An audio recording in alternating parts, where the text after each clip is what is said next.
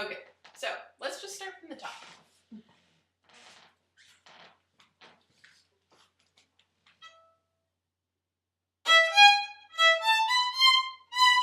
Good. So start one more time, and I really want you to make sure that you're right in third position. So how are you going to find your 3? Or your 1 in third position? 3 out first. Good. So 1, 2, 3.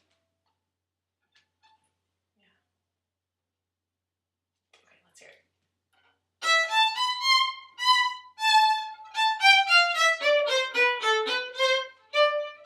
Good, that sounds really good. So I know that you're really comfortable in the upper half of the bow, and I really like the sound that you're getting, the stroke, the length of the stroke and everything, but can you get a little bit lower in the stick just for a little more meat? So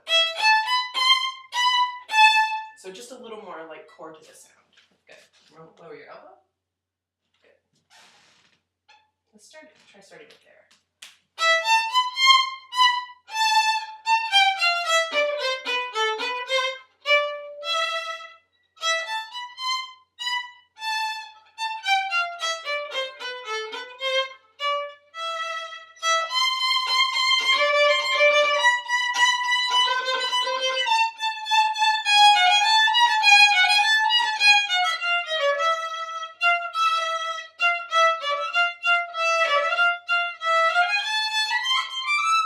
Good.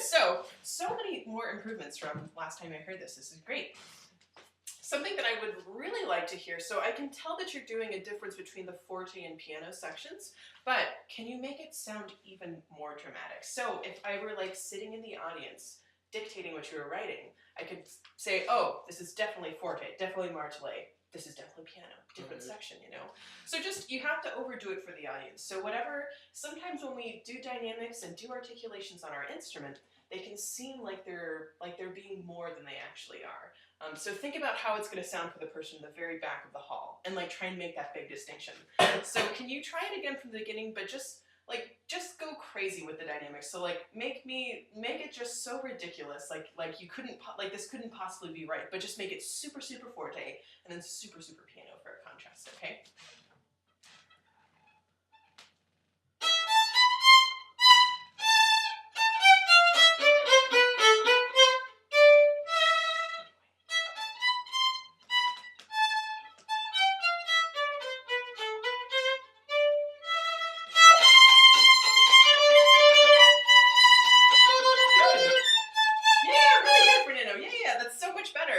So I really love the dynamics, but can I say, so whatever dynamic that if you think you're overdoing it in the beginning, I don't think you are, because that I think sounded really great as far as like a forte dynamic to start from. Yeah, so the next thing that I want to talk about is these string crossings. So can you try and make a bigger difference, like make a little bit of a bigger swing when you're doing those? Just for this, so a little bit slower, so.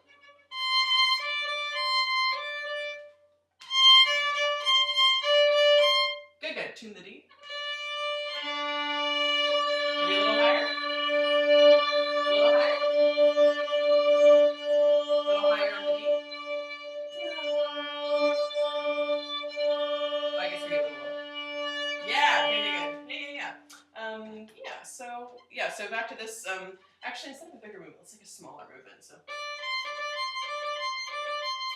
So how easy can you make this sound?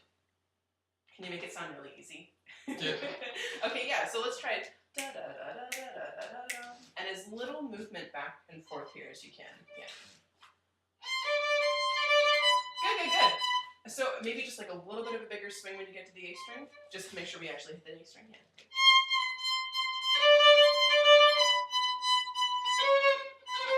Good. So let's tune that interval really quickly. So let's tune the D and the.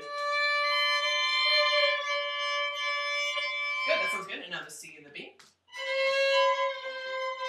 Good, so that's, yeah, good. So the C next has to be really low.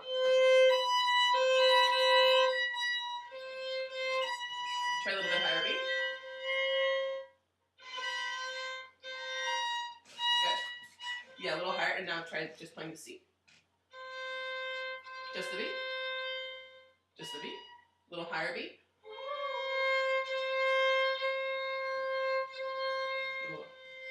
No, the B. The upper note. Good, and now together. Good, can you play them as a double stop?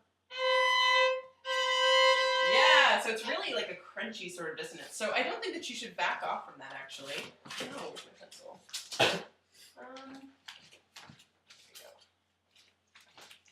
So yeah, I think you should really play into that dissonance more. It's it would be really dramatic in Vivaldi's day to have sort of a interval like this. The dissonance and everything. Good. So next thing. So when we get to this section where we bum, ba-da-dum, ba-da-dum, can you play it with a lot more conviction? And I love how long and like hearty you're making the first notes, but can you make them just a hair short as though? So just like a little bit of space in between.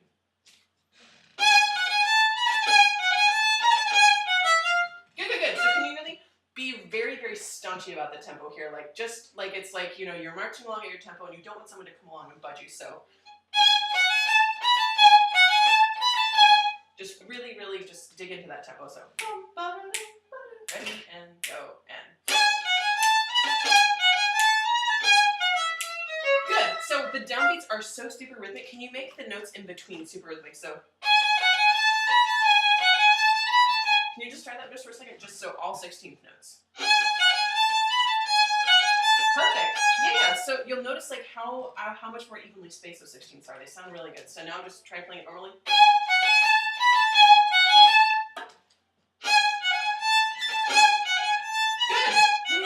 So I love the down bow accents. They sound so powerful. Can you make the up bow ones sound just as even? So, like in general, which do you think your down bows are stronger or your up bows? My down bows. Yeah, I think most people are. Yeah, so we have to really work hard to make our up bows sound just as even. So, can you just give me more on the up bows? Just try to make them more meaty and robust. Good. Lower your elbow. Good. And really think about playing into the string.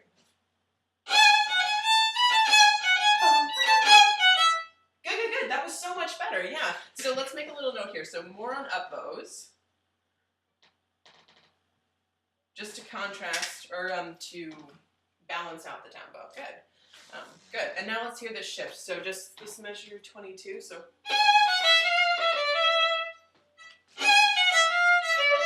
Good. Can you give me just as much accent on the F natural? So.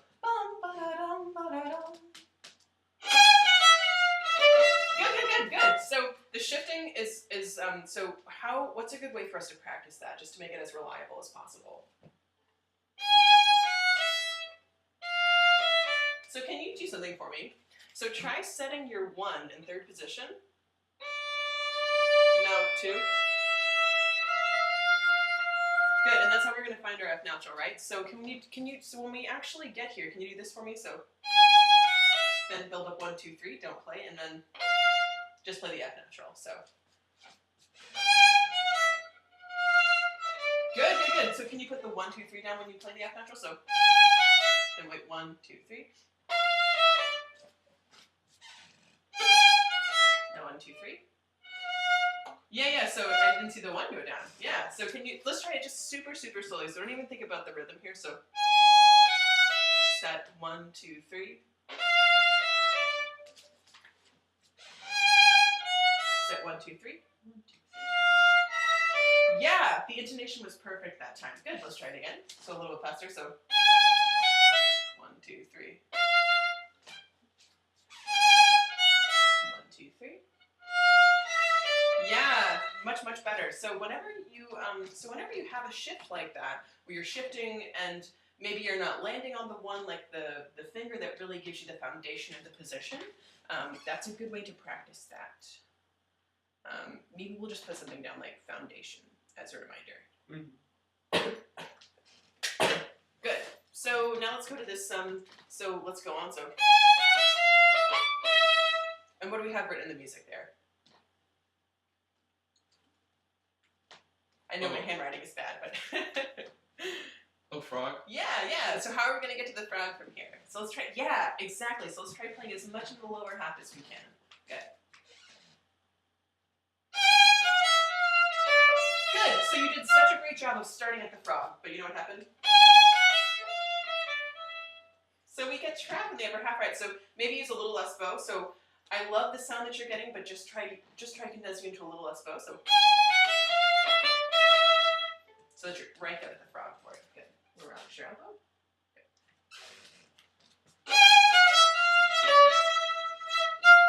We still got trap in the upper half. So can you just try just all in the lower half? So no going past. So let's take a look at our bow. So where's the middle? Right here. Right here, yeah. Okay, good. So can you play it all below this? So no going above. So how much bow does that really leave you?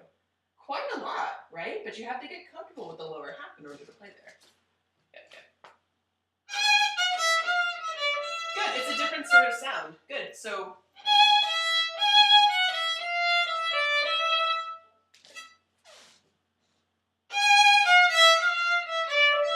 so you know what, Fernando? Actually, if you really want to use that much bow on the G sharp, you can, but you have to use just as much on the F natural. Yeah. So actually, if that is what feels good to you, then that's fine.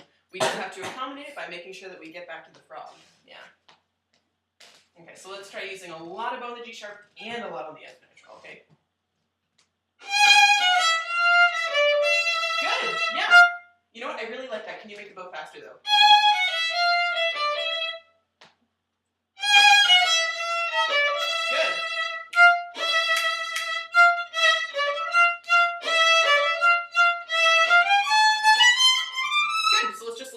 Here, so.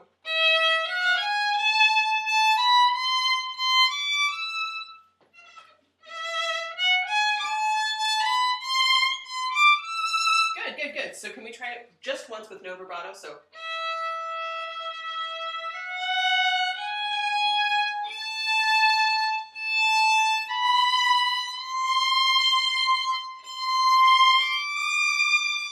Match my D. Good. Try playing the E as a harmonic. Yeah, good. So whenever I'm finding a top E like that, sometimes I'll cheat and play the harmonic first and then add my finger in later, just for the sake of making sure it's patient. So let's put a little mark here for you to go over that. Good. So can we start the next one? So kick up. Oh.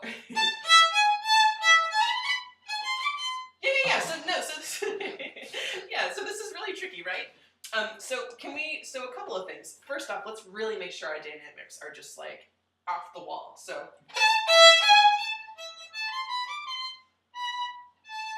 really, I think going overboard with the dynamics will really help a lot too. But when you get here, I think that your left hand thinks it's faster than your bow. So your bow's really steady, but the left hand just wants to move a little bit faster. So can we do this? So let's do it.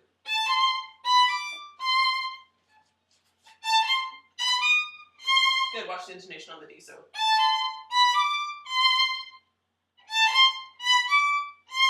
Good, and now.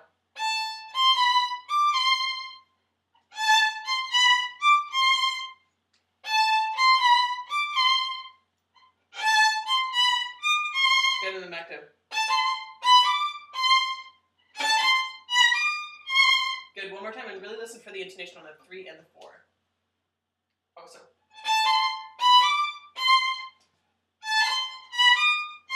Good, so play the interval, the B to the D. Good. Yeah, so you hear it, so a little bit higher D. Yeah, really good. So now let's try.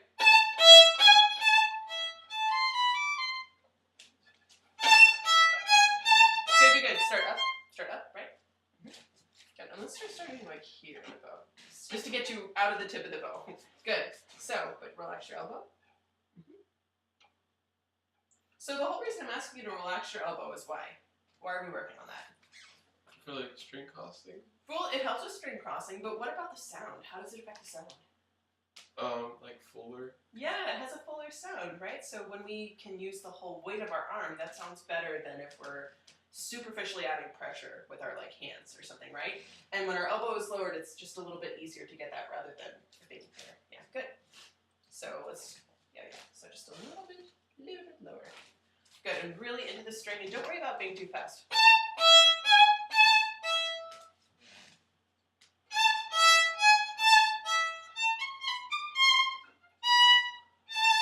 Good. So the dynamic contrast. Can you, so you are so good at vibrating pretty much every note, but there's one note that you didn't vibrate, and it's this B. So I'm just going to put a little squiggly line over it. Good, so let's try it one more time.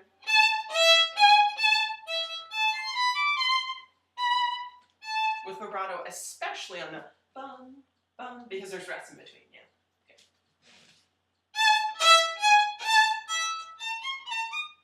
Yeah, that's okay. Yeah.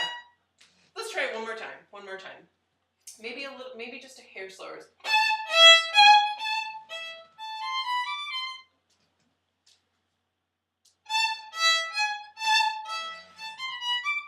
Good. Yeah, so the 16s were so much better this time. Everything spoke, everything was great. The only thing that I was missing was what? The dynamics at the beginning, right? Oh, yeah. Yeah. So I think in your effort to make sure everything was accurate, you were a little maybe self-conscious or something. So let's just really beef up that forte and then do the nice piano that you had going. Maybe just a little bit lower in the bow.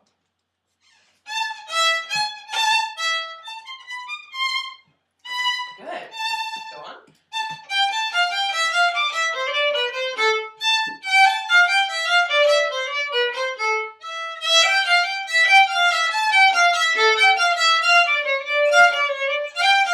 Good. So just make sure that we're paying attention to the bowing here, right? So these bowings are so tricky. Can you do it a really, really under tempo for me, just for the sake of bowing? So.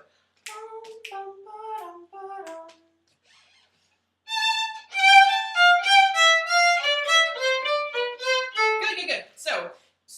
So at this tempo, your slurred notes actually sound separate to me. I was like, what is that? So can you make them sound really slurred?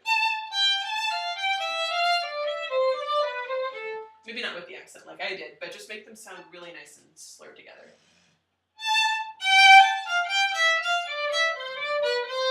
Good, much better. So the whole reason that we have the slurs in here is to contrast the just to show like a different sort of way that we can express piano. Good. So can you start again from this? Let's start again from the 40s. And really play into it. So remember, the whole game with this piece is what? Trying to contrast the fortes from the pianos, yeah? So can we really go overboard with the forte and play really quiet and nice and pretty for the piano? Good. So maybe since we're starting forte, let's start a little bit lower in the bow. Good. Good. So even the first note, so I want it really big. Okay. No, so it's okay. So I really love the speed of the bow that you did, but can you, so I just want it to be more into the string.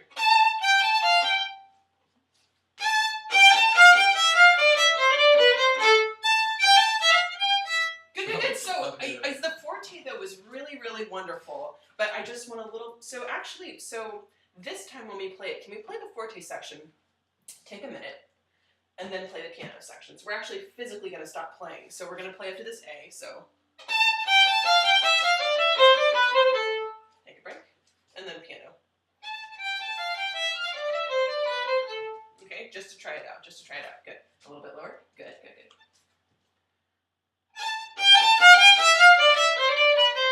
take a minute. And set yourself up for piano. Okay, now let's try the piano section. Good.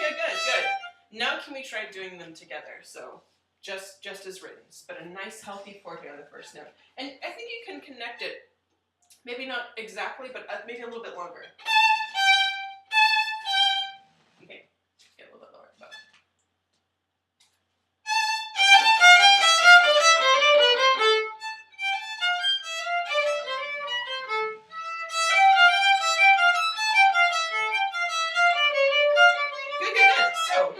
So once again, let's pay attention to the bowings here. So that contrast though was wonderful. It was really great. Yeah. So can we try playing from the mezzo fortes? But let's really just think about the bowings here, just for the sake of it. So.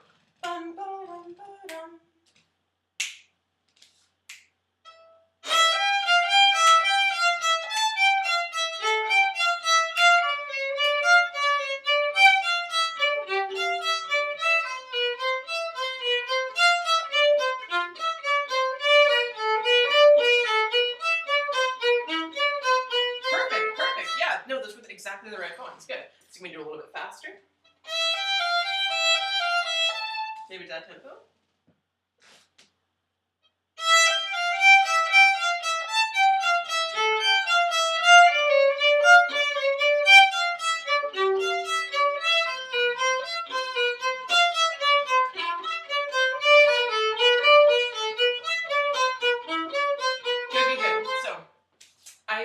I know that we talked about this last lesson, and I think it's also because you're so tall, but I'm just noticing a little bit of a dipping towards the music. So even though it's difficult, let's see. Let's try putting it, oh, I think I might have tried this last time, but not sure. I think that's about as high as I can make it go.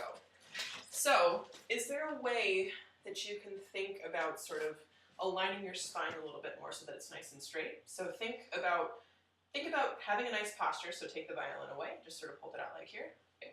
So think about getting a nice posture, nice relaxed spine and everything. Good, and now just sort of add the violin back in without changing your neck. Good, yeah, so that's perfect posture. Yeah, so now can we try playing this section without sort of like leaning forward a little bit? Good, and I don't want you to be stiff, but I just want you to have nice posture, so good.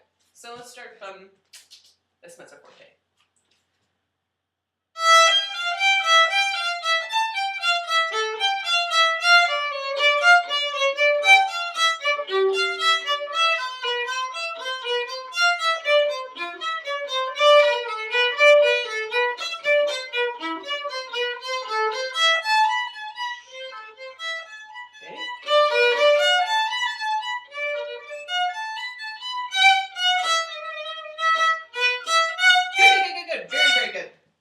So I love the contrast in everything you did. So watch out for your G sharp. So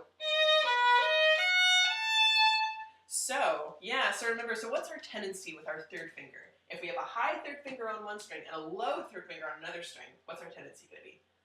To make them both high fingers. Yeah. So anything that's so the high ones are going to be probably a little bit lower, and the low ones are going to be a little bit too high. So we really have to, consciously think about that and accommodate that. Yeah, but very, very good job. So well done. Turn the video off now.